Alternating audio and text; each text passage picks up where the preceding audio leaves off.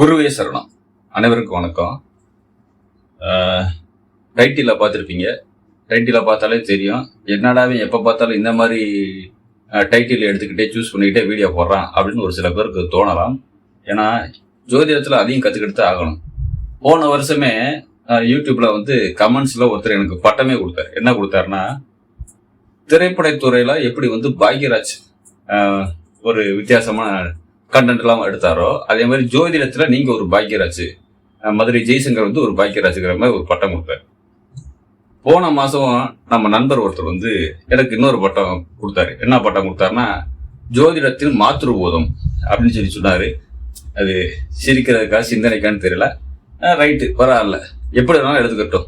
நம்ம ஜோதிடத்தை பொறுத்த வரைக்கும் எல்லாத்தையும் தான் தெரிஞ்சுக்கிறோம். படிப்பு, உத்தியோகம், தொழில், அது மட்டும் இல்லாமல் அந்த காதல், அந்த மாதிரி விஷயங்கள்லாம் நம்ம சொல்லித்தான் ஆகணும். ஏன்னா இன்னைக்கு சூழ்நிலை அப்படி போயிட்டு இருக்குது. ரைட், பரவாயில்ல. இன்னைக்கு 2 பெண்களுடைய ஜாதகத்தை தான் எடுத்துக்கிட்டு இருக்கோம். என்னன்னா, முறையான தாம்பத்தியமும் முறையற்ற தாம்பத்தியமும். முறையான தாம்பத்தியம்னா என்ன? திருமணம் நடந்ததுக்கு பிறகு தாம்பத்தியத்தில் ஈடுபடுறது, குடும்பம் நடத்துறது. முறையற்ற தாம்பத்தியம்னா காதலிக்கும் போதே தாம்பத்தியத்தில் ஈடுபட வேண்டியது, அவசரப்பட்டு தப்பு பண்ணிட வேண்டியது, அது மூலியமாக கரு உருவாகி குழந்தையெல்லாம் உருவாகிட வேண்டியது. அது பிறகு வீட்டுக்கு தெரிஞ்சு ஒரு சில அவமானங்கள், பிரச்சனைகளை சந்திச்சு அது பிறகு கல்யாணம் பண்றதும் நிறைய பேர் இருக்கிறாங்க. கல்யாணம் பண்ணாம கருவை கழிச்சிட்டு போறவங்களும் நிறைய பேர் இருக்கிறாங்க. இன்னைக்கு நாட்டில் அது ரொம்ப சகஜமா போச்சு. மேலை நாடுகளுக்கு அது சகஜம், லிவிங் டுகெதர் மாதிரி போயிடும். நம்ம நாட்டுக்கு அதான கௌரவ பிரச்சனையே. பெண்களுக்கு மானத்தை விட கற்பு தானே முக்கியம் இல்லையா? அப்படிங்கும்போது அப்படிப்பட்ட கண்ணாடி தான் எடுத்திருக்கிறேன். இது முழுக்க முழுக்க ஜோதிட ஆராய்ச்சிக்கு மட்டும் உதாரண ஜாதகம் போட்டு பேசலாம் அப்படிங்கிற மாதிரி எடுத்துருக்கேன். யாரும் தங்களுடைய ஜாதகங்களை இல்லை நம்மளுடைய ஃப்ரெண்டுகள் ஜாதகத்தை தவறான முறையில் ஆராய்ச்சி பண்ணக்கூடாது. முறையாக ஜோதிடம் படித்து அனுபவம், எக்ஸ்பீரியன்ஸ் வச்சு தான் எடுக்கணும் அப்படிங்கிறத இந்த இடத்துல புரிஞ்சுக்கிடுங்க. இப்போ ஜாதகத்துக்குள்ள போகலாம். சரிங்களா? ரெண்டுமே 2002 பிறந்த பெண்ணுடைய ஜாதகம். சரிங்களா? இந்த பெண் இந்த பெண்ணுக்கும் அந்த பெண்ணுக்கு மிஞ்சி போனா 5 மாசம் வித்தியாசம். எனக்கு மிஞ்சி போனா 5 மாசம்னா நம்ம டேட் ஆஃப் பர்த் போட முடியாது, பாவம் இல்லையா? பெண் குழந்தைங்க 5 மாசம் டிஃபரெண்ட்ல. இந்த பெண் லேட்டா பிறந்திருக்கிறாங்க. அந்த பெண் கொஞ்சம் சீக்கிரமா பிறந்திருக்காங்க. எப்படி வேணாலும் எடுத்துக்கிடுங்க. சரி, லக்கணமா வந்திருக்கிறது கன்னியா லக்கணம். சரியா? ராசியா வந்திருக்கிறது சிம்ம ராசி, மக நட்சத்திரத்துல பிறந்திருக்கிறாங்க. சரி, 3ல கேது, புதன் நட்சத்திரம். சரிங்களா? 9ல சூரியன், புதன், சனி, ராகு. இந்த 4 கிரகத்தை பார்த்தாலே பாக்கியஸ்தானத்துல இத்தனை கிரகம் இருக்கிறதுனால இந்த பெண்ணுக்கு கல்யாணம் ஆகாது. அப்படித்தான் குடும்ப வாழ்க்கை கெட்டு போயிடும். கூட்டு கிரகங்கள் இருக்குது, அதுவும் பாக்கியஸ்தானத்துல இருக்குது. இதுல சூரியன், சனி, ராகு வேற 3 வகை கிரகங்கள் ஒருத்தருக்கு ஒருத்தர் வர பகை அப்படிங்கிற மாதிரி. இதுல லக்னாதிபதி போய் மாட்டிக்கிட்டாரு. அது வக்ரம் பெற்று செவ்வாய் சாரம் வாங்கியிருக்கிறாரு. இந்த பெண்ணுடைய குடும்ப வாழ்க்கை எப்படி இருக்கும் அப்படின்னா ரொம்ப நல்லபடியாவே இருந்திருக்கு. திருமணத்துக்கு பொருத்தம் பார்க்கும்போது இந்த ஜாதகத்தை எடுத்தோம்னா எடுக்கவே மாட்டாங்க பெரும்பாலும். இத்தனை கிரகங்கள் இருக்குது பாக்கியஸ்தானத்துல, வேண்டவே வேண்டாம் அப்படின்னு ஒதுக்கிடுவாங்க. சரிங்களா? ஆனா அப்படிலாம் கிடையாது. நல்லபடியான குடும்ப வாழ்க்கை இந்த பெண்ணுக்கு அமைஞ்சிருக்கு.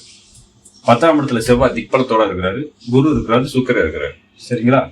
செவ்வாய் சுயசாரம் வாங்கியிருக்கிறாரு, குரு சுயசாரம் வாங்கியிருக்கிறாரு, சுக்கரன் செவ்வாய் சாரமே வாங்கியிருக்கிறாரு. 12ஆம் இடத்துல சந்திரன் இருக்கிறாரு, கேது நட்சத்திரம் வாங்கியிருக்கிறாரு. சரி, எந்த ஒரு நிகழ்ச்சியும் அல்லது சம்பவமோ, நல்ல விஷயமோ கெட்ட விஷயமோ நடக்கணும்னா அதுக்குரிய திசாபுத்திகள் வரணுங்கிறத முதல்ல புரிஞ்சுக்கணும். சரிங்களா? ரைட். இந்த பெண் பிறந்தது கேது திசை வெறும் 2 மாசம் இருக்கும்போது தான் பிறந்திருக்காங்க. அது பிறகு 20 வயசு வரைக்கும் உள்ள காலகட்டம் சுக்கர திசை. சுக்கர திசையில படிக்கிறாங்க. +2 தான் முடிச்ச உடனே வீட்டுல வரணும் பார்த்து முடிச்சு வச்சுட்டாங்க. சரிங்களா? அப்ப சுக்கர திசை புதன் புத்தியிலே இந்த பெண்ணுக்கு திருமணம் நடந்துடுது. அப்படிங்கும் போது திருமணத்துக்கு செவ்வாய் தொடர்பு இல்லாமல் திருமணம் நடக்காது அப்படிங்கிற மாதிரி நிறைய வீடியோக்கள் சொல்லியிருக்கிறோம். சுக்கர திசை நடந்தப்ப கூட செவ்வாய் இருந்திருக்கிறாரு. செவ்வாயும் சுக்கரனும் ரொம்ப நெருக்கமாக தான் இருந்திருக்கிறாங்க. செவ்வாய் சுக்கரன் சேர்க்கை ஒரு ஜாதகத்துல ஆண் ஜாதகமா இருந்தாலும் சரி, பெண் ஜாதகமா இருந்தாலும் சரி, நல்ல ஒரு இணைவினை எடுத்துக்கலாம், தப்பே கிடையாது. செவ்வாய் சுக்கரன் சேர்க்கை குடும்ப அந்த கணவன் மனைவி ஒற்றுமை, அந்யோன்யம், தாம்பத்தியம்லாம் ரொம்ப சிறப்பாகவே இருக்கும் அப்படிங்கிற மாதிரி எடுத்துக்கலாம். தப்புன்னு எடுத்துக்க வேண்டிய அவசியமே கிடையாது. கூட குரு இருக்கிறாரு, பாதகாதிபதி இருக்கிறாரு. எதுவும் பிரச்சனை வந்துருமானா அதெல்லாம் ஒரு பிரச்சனையும் வராது, நல்லபடியா இருக்கும். சுக்கர திசை கடைசி பகுதியில புதன் புத்தியில தான் வீட்டுல பார்த்து வரன் பண்ணி பார்த்து பேசி முடிச்சு கல்யாணம் பண்ணி வைக்கிறாங்க. எப்படி திருமணம்னா செவ்வாயோடைய தொடர்பு 1. சரிங்களா? சரி, இவருக்கு வீடு கொடுத்த சுக்கரன் புதன் இங்க இருக்கிறாரு. புதனும் சுக்கரனும் பரிவர்த்தனை ஆகிக்கிறாங்க. பரிவர்த்தனை ஒரு வகையில ஏமாற்றம் தானே. என்ன வகையான ஏமாற்றம்? புதன் கூட பரிவர்த்தனை ஆகும்போது படிப்பு தடைப்பட்டு போகுது. மேற்கொண்டு படிப்பு படிக்கணும்னு நினைக்கிறாங்க, இவங்க வீட்டுல வசதி வறுமை அப்படிங்கிறதுனால காலகாலத்துல கல்யாணத்தை பண்ணி கொடுத்துருவோம்னு சொல்லி 18 வயசு மேஜர் ஆன உடனே வந்து கல்யாணத்தை பண்ணி வச்சிடறாங்க. அப்ப அந்த படிப்புங்கிற ஒரு விஷயத்துல மட்டும்தான் ஏமாற்றத்தை கொடுத்துச்சு ஒழிய குடும்ப வாழ்க்கையில எந்த ஒரு ஏமாற்றத்தையும் கொடுக்கல. நல்ல கணவர், நல்ல குழந்தை அப்படிங்கிற மாதிரிலாம் கிடைச்சிருச்சு இவங்களுக்கு. அப்படிங்கிற மாதிரி எடுத்துக்கலாம். Right, okay. இப்ப வீடு கொடுத்தவர், சுக்கிரனுக்கு வீடு கொடுத்தவரை அவருக்கு 12ஆம் இடத்துல 2 பேரும் பரிவர்த்தனை ஆகிக்கிறாங்க. இந்த லக்கணத்துக்கு 12ஆம் இடத்த அதிபதி அயன சேன போகம் சுட்டி காட்டக்கூடிய அவரும் இங்க இருக்கிறார். சரி, சுக்கிரன் பரிவர்த்தனத்துல இங்க வந்தாலும் இந்த இடத்துக்கு 12க்கு அதிபதியான செவ்வாயுடைய சேர்க்கையில தான் இருக்கிறார். அப்படிங்கிற மாதிரி எடுத்துக்கலாம். சரி, இப்படியெல்லாம் 12ஆம் அதிபதி தொடர்பும் செவ்வாயுடைய தொடர்பும் மெயினா செவ்வாயத்தை இந்த இடத்துல சுட்டி காட்டுறேன். குரு 7க்கு அதிபதி, பாதக அதிபதியான கணவரை குறிக்கக்கூடிய கிரகம் அவர் தான். பெண்களுக்கு செவ்வாய் வந்து களத்திர காரகன் சொல்றோம், பொதுவான களத்திர காரகன் சுக்கிரன் சொல்றோம். இப்படி கற்க இணைவு இருந்தா இது முறைப்படி திருமணத்துக்கு பிறகுதான் வந்து தாம்பத்தியம் வரும், நல்ல ஒரு குடும்ப வாழ்க்கையை அமைச்சு கொடுக்கும் அப்படிங்கிற மாதிரி நம்ம எடுத்துக்கணும். பிறப்பலக்கணத்துக்கு 2க்கு அதிபதி சுக்கிரன் 10ஆம் இடத்துல இருக்கிறார். திக்பலம் பெற்ற செவ்வாய் கூட இருக்கிறார், குரு கூட இருக்கிறார். இவ்வளவு இணைவு இருந்தும் கூட இந்த பெண்ணுக்கு வந்து முறையான தாம்பத்தியம் தான் கிடைச்சிச்சு, தவறான பாதையில போகல. அப்படிங்கிறதுக்காக இந்த உதாரண ஜாதகத்தை எடுத்திருக்கிறேன். இதே வருஷம் 5 மாசம் டிஃபரன்ட்ல பிறந்த இன்னொரு பெண்ணுடைய ஜாதகத்தை இப்ப கொண்டு வரேன். அது படிக்கும் போதே காதலுங்கிற பேர்ல தப்பு பண்ணிடுச்சு. அது மூலியமாக ஒரு கர்ப்பமும் உருவாயிடுச்சு. அதுக்கு பிறகு வீட்டுல பல பிரச்சனைகள் நடந்து அப்புறம் அந்த தவறு நடந்த அந்த பையனையே கல்யாணமும் பண்ணிக்கிடுச்சு. அப்படிங்கிறத ஜாதகத்தை இப்ப பார்க்கலாம். இப்ப பார்க்க போறது இதுவும் ஒரு பெண் ஜாதகம். 2002ல பிறந்த பெண் ஜாதகம். லக்னமா வந்திருக்கிறது கடக லக்னம், ராசியா வந்திருக்கிறது கடக ராசி. பூச நட்சத்திரத்துல சந்திரன் நிக்கிறார். சரியா, லக்னத்துல லக்னாதிபதி ஆச்சு. குரு 9க்கு அதிபதி, குருவும் உச்சம் பெற்ற நிலைமையில சேர்க்கல இருக்கிறார். புதன் செவ்வாய் வந்து 2ஆம் இடத்துல இருக்கிறார். சூரியன் சாரம் வாங்கியிருக்கிறார். 5க்கும் 10க்கும் அதிபதி செவ்வாயோடைய சாரம் வாங்கியிருக்கிறார். 3ஆம் இடத்துல சூரியன் புதன் சேர்க்கை, புதாத்திய யோகம் அப்படிங்கிற மாதிரி எடுத்துக்கலாம். இதுல புதன் வக்கரம். புதன் வந்து சூரியன் நட்சத்திரம் வாங்கியிருக்கிறார். சூரியன் வந்து சந்திர நட்சத்திரம், அஸ்த நட்சத்திரம் வாங்கியிருக்கிறார். 4ல சுக்கிரன் ஆட்சி, குரு சாரம். 5ல கேது இருக்கிறார், புதன் சாரம். அது போக ஸ்ட்ரெயிட்டா அப்படின்னா 11ஆம் இடத்துல ராகு, சந்திரன் சாரம்.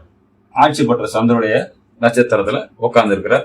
ஆட்சி பெற்ற சுக்கிரனுடைய வீட்டுல ராகு உட்கார்ந்து இருக்கிறார், ரோகிணி நட்சத்திரத்துல. 12ஆம் இடத்துல சனி, செவ்வாயுடைய நட்சத்திரத்தை வாங்கியிருக்கார். போன ஜாதகத்திலையும் இந்த ஜாதகத்திலையும் ராகு கேதுக்கள் மாறுபடல, நட்சத்திரமும் மாறுபடல. சனி மாறி இருக்கிறார். ஒன்னாச்சா, ரைட். மற்ற கிரகங்கள் கொஞ்சம் மாற்றம் கொடுத்துருக்கு. சூரியன் புதன் சேர்க்கை புதாத்திய யோகம் சொல்றோம் இல்லையா, அதனால அந்த பெண் வந்து படிக்கல. இந்த பெண்ணு படிக்க வைக்கிறாங்க, காலேஜ் போறாங்க. காலேஜ் போகும்போது காதல் வந்துடும். ஏன்னா மேஜரா நடந்தது வந்து திசைகள் தான். பிறந்தது வந்து சனி திசையில பிறந்தாலும் அடுத்து புதன் திசையில படிக்கிறாங்க. படிக்கும்போது காதல் வந்துடுது. புதன் ஆட்சி பெற்று வக்கரம் பெற்றிருந்தால் உடனே நீசம் எடுக்க வேண்டாம், பிடிவாத குணத்தோட இருக்கிறாங்க அப்படின்னு தான் எடுத்துக்கணும். நீசம் எடுக்கக்கூடாது. ஆட்சி பெற்றோ அல்லது உச்சம் பெற்றோ வக்கரம் பெற்றால் நீசம் எடுக்கக்கூடாது, பிடிவாதம் எடுங்க. அதே மாதிரி நீசம் பெற்று வக்கரம் பெற்றால் அது உச்ச பலனுக்கு போயிடுறதுன்னு எடுத்துக்கிறாங்க. அப்பவும் பிடிவாதம் மட்டும் எடுங்க, போதுமானது. இப்ப புதன் திசை நடந்திருக்குது. சூரியனுடைய நட்சத்திரம். எதுக்காக சூரியனுடைய நட்சத்திரம்னு துல்லியமா சொல்றேன் அப்படின்னா, புதன் 3ஆம் இடத்து அதிபதி இல்லையா, இந்த இடத்துக்கு 12க்கு அதிபதியுடைய நட்சத்திரத்தை வாங்கியிருக்கிறார். லக்கணத்துக்கு 2க்கு அதிபதி சூரியனுடைய நட்சத்திரத்தை வாங்கியிருக்கிறார்னா காதலிக்கணும். புதன்னா காதல் கிரகம் தான். காதல் வரணும், காதல் மூலியமா தான் ஒரு குடும்பத்தை அமைச்சுக்கிறணும் அப்படிங்கறத இந்த இடத்துல மென்ஷன் பண்ணுது. இந்த புதனே லக்கணத்துக்கு 12ஆம் அதிபதியா வர்றாரு. அவருடைய திசை நடந்திருக்குது. இந்த புதன் என்ன கொடுப்பாருன்னா 3க்கும் 12க்கும் உண்டானதானே. 3ஆம் இடங்கிறது ஆசை, மோகம், கனவு, லட்சியம் எல்லாம் சொல்றோம் இல்லையா. அப்ப காமத்திரி குணஸ்தானத்துல இது ஒண்ணும் கூட. இந்த இடத்துல ஆட்சி பெற்று வக்கரம் பெற்று சூரியனுடைய நட்சத்திரம் போது இது குடும்ப லக்கணத்துக்கு 2ஆம் இடமா இருந்தாலும் இந்த இடத்துக்கு 12ஆம் இடங்கிறத கரெக்டா சுட்டி காட்டுது. அதனால காதலிக்கும் போதே அயனசேன போக தாம்பத்தியத்தை ஈடுபடணும் அப்படின்னு சொல்லுது. ஏன்னா லக்கணத்துக்கு 12க்கு அதிபதி அவர் தான். சரியா, அப்ப தப்பு பண்ணிடுறாங்க. காதலிக்கும் போதே முறையற்ற முறையில வந்து எல்லை மீறிடுறாங்க அப்படிங்கிற மாதிரி சொல்லலாம். சூரியன்னா கருவை உருவாக்கி கொடுக்கும், குழந்தையை கொடுக்கக்கூடிய கிரகமே சூரியன் தான். குரு இல்லை, குரு புத்திரக்காரகன். ஒரு குழந்தையோடைய என்ன சொல்றது, ஆயுள் ஆரோக்கியத்தை பத்தி கூட சொல்லலாம், அல்லது குழந்தையோட பெயர் புகழ் கௌரவத்தை கூட சொல்லலாம். உங்க குழந்தை எப்படிப்பட்ட குழந்தை அப்படின்னு சொல்றவனா சொல்லலாம். ஆனா குழந்தை உருவாக்குறதுக்கு சூரியன் தான் காரணமாக இருக்கும். இது சம்பந்தமா ஏற்கனவே வீடியோக்கள் நிறைய போட்டிருக்கேன். சரிங்களா, அப்ப சூரியனுடைய நட்சத்திரத்தை வாங்கி வக்கரம் பெற்று போறதுனால ரிவர்ஸ்ல போறாருன்னு எடுத்துக்கோங்க. வேற ஒண்ணும் இல்லை. புதன் திசையில குரு புத்தி வரும்போது அந்த காதல் வந்து எல்லை மீறுது அப்படிங்கிற மாதிரி எடுத்துக்கலாம். ஏன் குரு புத்தி வரும்போது எல்லை மீறுது அப்படின்னு பாத்தீங்கன்னா, குரு 9க்கு அதிபதி தானே, 9ஆம் இடத்தை பார்க்கிறாரு. 9ஆம் இடத்துக்கு தான் திருவோணத்துல வந்திருக்காருன்னா 9ஆம் இடத்துல பெயர், புகழ், கௌரவம், அந்தஸ்து இருக்குது, கெடுக்க கூடாது. லக்னத்துல லக்னாதிபதி சந்திரன் ஆட்சி. அப்ப லக்னாதிபதி ஆட்சி பெற்று 9க்கு அதிபதி கூட இருந்து 9க்கு அதிபதி புத்தியே வரும்போது கெடுக்க கூடாது இல்லையா? ஆனா இந்த இடத்துலதான் ஒரு சின்ன ட்விஸ்ட் இருக்குது. புதன் திசை நடக்கும்போது இதை லக்னமா வச்சு பாத்தீங்கன்னா தெரிஞ்சு போகும்.